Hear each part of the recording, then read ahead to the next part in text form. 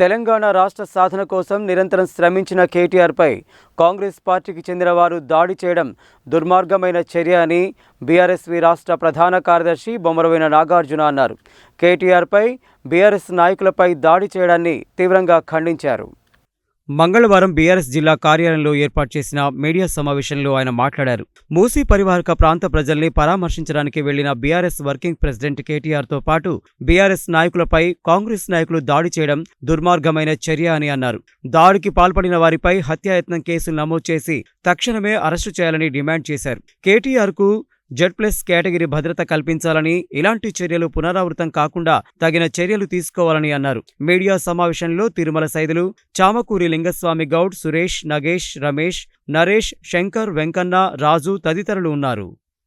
తెలంగాణ రాష్ట్ర సాధన కోసం 14 సంవత్సరాలు ప్రజల మధ్యలో ప్రజలను ఏకం చేసి తెలంగాణ ఏర్పాటు చేయడంలో కీలక పాత్ర వహించి కేసీఆర్ గారి నాయకత్వంలో వచ్చే తెలంగాణని 10 సంవత్సరాలు దేశంలోనే అన్ని రంగాలుగా అభివృద్ధి చేసి ఈరోజు తెలంగాణని దేశానికి తలమానికగా తీసుకున్నటువంటి గౌరవ కేటీఆర్ గారి పైన ఈరోజు కాంగ్రెస్ పార్టీ గుండాలు దాడి చేయడం తీవ్రంగా ఖండిస్తున్నాం.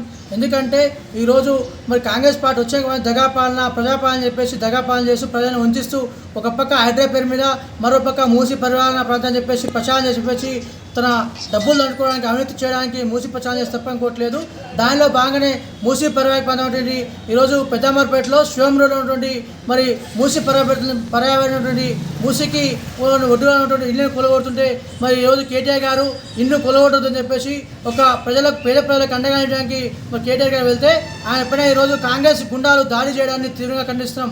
ఎందుకంటే ఒక తెలంగాణ రాష్ట్రంలో ప్రధాన ప్రతిపక్ష నాయకుడు బీఆర్ఎస్ పార్టీ అయినటువంటి ఆ పార్టీకి వర్కింగ్ అయినటువంటి కేటీఆర్ గారి పైన దాడి చేయడాన్ని తీవ్రంగా ఖండిస్తున్నాం.